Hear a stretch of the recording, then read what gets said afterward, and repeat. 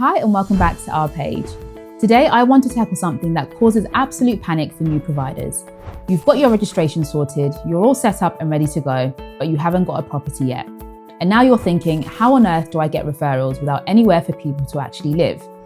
This is such a common worry and I get why. It feels like you're stuck in an impossible catch-22. You need referrals to justify getting a property, but you think you need a property to get referrals. So which comes first? Right, so first things first, where do supported living contracts actually come from?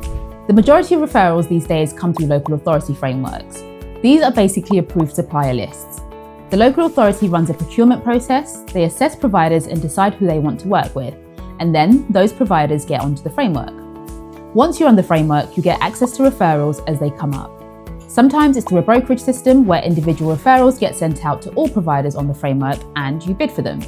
Sometimes it's through direct allocation where the local authority just assigns clients to you. Different areas work differently. There are other sources as well. You've got clinical commissioning groups or integrated care boards as they're called now, who commission care for people with more complex health needs. You've got direct payments and personal budgets where individuals or their families control the funding and choose their provider. And you've got private payers, though that's quite rare in supported living. But realistically, if you're a new provider, local authority frameworks are going to be your main source of referrals. So that's where you need to focus your attention. So how do you actually find these frameworks? How do you know what's available in your area? First step is to identify which local authorities you want to work with. Start with your own area, obviously, but also look at neighbouring authorities. You might need to cast your net a bit wide if your local framework is closed or overly saturated. Once you know which local authorities you're targeting, you need to find out whether they have frameworks in place and whether they're open for applications. The easiest way to do so is Google it. Search for the name of the local authority, plus supported living framework, or care framework or tenders. You'll usually find information on their website about current opportunities. Most frameworks are hosted on specific procurement portals. The main ones are ProContract, Intend, and occasionally others. When you find the local authority's procurement page, it should tell you which portal they use. And not to be biased, but we do also advertise local tenders on our website. In addition to this, you could also look into Assured Bid, which also overview the tenders that are currently open. Now, here's a tip. When you first look at these portals, you'll probably see adverts at the top trying to get you to pay for access to tender information. Ignore these. This is because public sector tenders are free to view. Don't pay for something you can access for free. Click through to the actual local authority section and look for current opportunities. Sometimes it will say work with us or view tenders or supplier opportunities. The wording varies, but there's always a way to see what's available. Here's where it gets a bit frustrating. Not all frameworks are open all the time. Some frameworks are what's called open frameworks. That means you can apply to join them at any time. These are great because you don't have to wait around for them to open. Other frameworks are closed. They ran a procurement exercise at some point, they selected their providers, and now they're not accepting any new applications. These frameworks might not open again for 2, 3, or even 5 years in some cases. And some frameworks are sort of in between. They might have a main procurement round, but then they have periodic mini competitions or additional windows where they'll consider new providers if they've got caps in their provision. You need to find out which situation you're dealing with. Is the framework open? Is it closed, and when might it open next? This information should be on the tender portal, but if it's not clear, ring up the commissioning team and ask them directly. Right, so what do you do if you check your local authority's framework and it's closed? This happens a lot and it's really frustrating. You've got a few options. First, you can look at neighbouring authorities. Just because one local authority's framework is closed doesn't mean they all are. You might need to be willing to operate a bit further from home than you originally planned. Some people worry about this, thinking they need to be really local to the area they're operating in. And yes, it's easier if you're local, but it's not impossible to operate an hour away if that's where the opportunities are. You just need to be organised about it and have the potential of flexibility. The second option is to register your interest with the local authority, even though the framework is closed. Get in touch with their commissioning team, introduce yourself, explain that you're a new provider and you'd like to work with them when opportunities arise. Ask them to keep you on their radar for spot purchases or emergency placements. Spot purchases are when the local authority needs to place someone urgently and they go outside the framework to do it. It happens more often than you think, and if they know who you are and what you offer, you might get a call. The third option is to look at whether there are any spot purchase routes available. Alright, So let's say you found a framework that's open and you want to apply. What does this actually involve? Most frameworks require you to complete a pretty detailed application. It's not just a form with your basic details. They want to know about your experience, your approach to care, your quality assurance processes, your financial stability, your staffing model, and everything really that goes into making sure your care service runs smoothly. Some frameworks use what's called a PQQ, which stands for Pre-Qualification Questionnaire. This is where they assess whether you meet their basic requirements before they even let you submit a full tender. If you get through the PQQ stage, then you'll need to complete the full tender. This is where you answer detailed questions about how you deliver care, give examples of your work, and explain your policies and procedures. It's quite involved, and a good tender response isn't something you can knock out in an afternoon. It takes time to do properly. And here's the thing about tenders, they're scored, and you're not just meeting a pass-fail threshold. You're also competing against other providers. The better your tender response, the higher you score, the more likely you are to get on the framework. So here's where you get to the property issue. Do you need to have a property to apply to frameworks? In most cases, no. Most frameworks don't require you to have a property at the application stage. They understand that it doesn't make sense to commit to a property before you know how you'll be able to fill it. However, and this is important, some frameworks do require it, particularly in certain parts of the country. There are frameworks that won't accept you unless you can demonstrate you have a property available. This is really frustrating because it puts you in a catch-22 situation. You need to commit to a property to get on the framework, but you can't fill the property without being on the framework. If you're in this situation, you've got a few options. One is to look at other frameworks in neighbouring areas that don't have this requirement. Two is to see if you can negotiate a flexible arrangement with a landlord where you've got first refusal on a property, but you're not committed to a lease yet. Three is to take the risk and commit to a property, but make sure you've done your research and you're confident there's a genuine demand. But honestly, if you're facing a framework that requires a property and you're not comfortable committing to one yet, my advice is to look elsewhere. Don't let one local authority's requirement push you into a decision you're not ready for. Right, let's talk about something that's really important but that people often overlook: building relationships with commissioners. Getting on a framework is one thing, but actually getting referrals once you're on it is another. There might be 20 or 30 providers on the same framework, all competing for the same referrals. How do you make sure you're the one they think of? Relationships matter. Commissioners are human beings. If they know who you are, if they've met you, if they understand what you offer and why you're good at it, they're more likely to think of you when a suitable referral comes up. So how do you build these relationships? Start by introducing yourself properly. Don't just submit your framework application and leave it at that. Once you're registered, arrange to meet with the commissioning team, go and see them, have a proper conversation, tell them about yourself and your service. Attend provider forums if they run them. Some local authorities have regular meetings for providers. Make sure to keep in touch, and not in an annoying way, but periodically check in and let them know what you're doing, share any successes you've had. If you supported someone particularly well, tell them about it and build that reputation. Here's something else that's important. You need to be really clear about what you're offering and why you're different. There are loads of supported living providers out there. Why should a commissioner refer to you rather than someone else? What makes you stand out? This is your unique selling point, your USP. Maybe you specialise in supporting people with particular conditions or disabilities. Maybe you've got a particular approach or philosophy that's different. Maybe you're offering support in an area where there aren't many providers. Maybe you're willing to take on more complex referrals than others won't touch.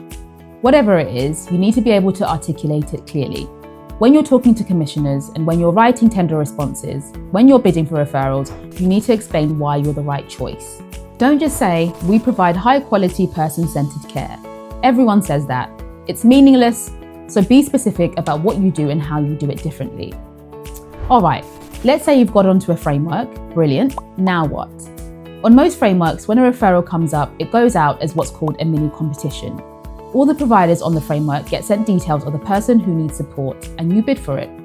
You usually get an assessment that tells you about the person's needs, their background, what kind of support they require. You need to read this fully and carefully and don't just skim read it. Then you need to submit a response. This will usually include a support plan showing how you'll meet their needs, a costing showing what you charge, and sometimes answers to specific questions about your approach. This is where a lot of people fail. They submit generic responses that don't really address the specific person's needs, or they just copy and paste from their policies, or they pitch their price too high or too low without really thinking about what's realistic. You need to make each mini competition seriously, read the assessment properly, and think about who you genuinely support. Also, be realistic about pricing. Don't massively undercut everyone else thinking it will guarantee you the referral. Commissioners aren't stupid. If your price is way lower than everyone else's, they'll wonder how you're going to sustain it. If your price is way higher, you need to justify why. So at what point do you actually sort out a property? Ideally, you want to bid for referrals where you've got a bit of time to find somewhere suitable. Some referrals are urgent and people need to move within weeks. Others are longer term and you might have a couple of months to transition them. If you're successful with a referral that gives you time, that's brilliant. You can now start looking for properties knowing you've got someone who needs it. You can involve them in choosing where they'll live, which is how you should work anyway. You're looking for somewhere that suits their needs, that's affordable within the funding available, and that they actually like. So take your time, view multiple properties if you can, involve the person properly in the decision.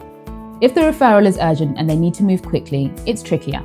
You might need somewhere fast. In that situation, it's worth having a couple of estate agents or letting agents who you've built relationships with, who understand what you're looking for, and who can move quickly when you need them to.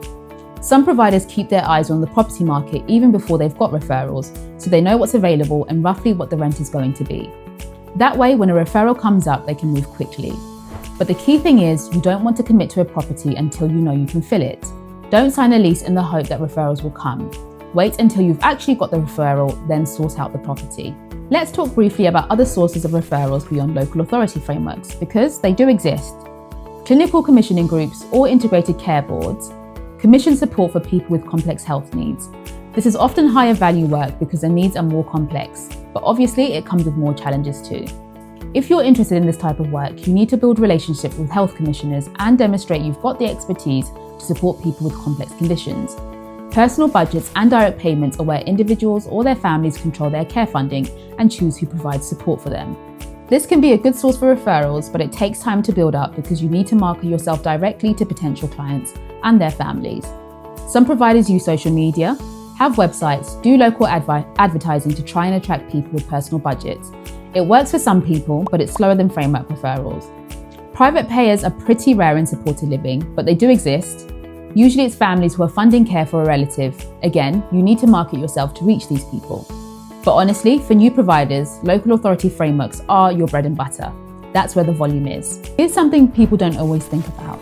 You need to be strategic about where you're willing to operate. If you limit yourself to just your immediate local area, you might struggle to get through referrals. But if you're willing to cover a wider geographical area, you've got more opportunities. How far are you willing to travel? Could you manage a service that's half an hour away or an hour away? And you need to be realistic about this because you'll need to visit regularly, especially in the early days. Some providers operate across multiple local authority areas. They might have services in 3 or 4 different boroughs that gives them access to multiple frameworks, more referrals, more opportunity to grow. But it also makes things more complicated from a management perspective. You need to think about whether you've got the capacity to manage services that are spread out geographically. There's no right answer. It depends on your circumstances, your ambitions, what opportunities are available, but the point is, don't box yourself in unnecessarily. Be flexible and strategic. Right, let's say you've applied to frameworks, you're waiting to hear back, or you're on frameworks but referrals are slow. What do you do in the meantime? Don't just sit around waiting, use this time productively. Keep building relationships with commissioners, keep networking with other providers, and keep learning about best practice and new approaches to care. If you've got time, do some additional training, not just the mandatory stuff, but training that will help you stand out. Specialist training in autism or mental health or positive behaviour support, or whatever is relevant to the client group you want to work with. Consider whether there's any consultancy or interim management work you could do while you're waiting. Some providers who are up and running need temporary management support. It's a way to earn some income and build experience while you're waiting for your own referrals to come through. And keep your costs low. If you're not generating income yet, don't be spending money you don't need to spend. Don't take on expensive office space, don't commit to properties, keep everything as lean as possible until you're actually trading. Let's get straight about the timelines, because this is important. Getting your first referral can take time, even once you're on frameworks. It might be weeks or months before the right referral comes along. Some people get lucky and get referrals really quickly, but that's not the norm. More typically, you're looking at several months before getting registered and getting your first client. You need to be financially prepared for this and make sure you've got enough money to sustain yourself during this period. Don't be relying on income from your business to pay your bills in the first 6 months, because it might not materialise. This is hard, I know. You're excited, you're ready to go, and you want to get started, but you need to be patient. Rushing into commitments because you're desperate to get going is how people end up in trouble. Right. I hope that's given you a clearer picture on how to actually get referrals without having a property first. The key points are: focus on getting onto frameworks, build relationships with commissioners, be clear about what you want to offer, and respond well to mini competitions when they come up. And only commit to properties once you've confirmed referrals. If you're struggling with any of this, if you're not sure how to find frameworks, or you're having trouble getting onto them, or you're on frameworks but not getting referrals, that's where we can help. Make sure to contact us at hello@caresyncexperts.co.uk or give us a call. Thank you very much for watching this video, and make sure you like, comment, subscribe and share.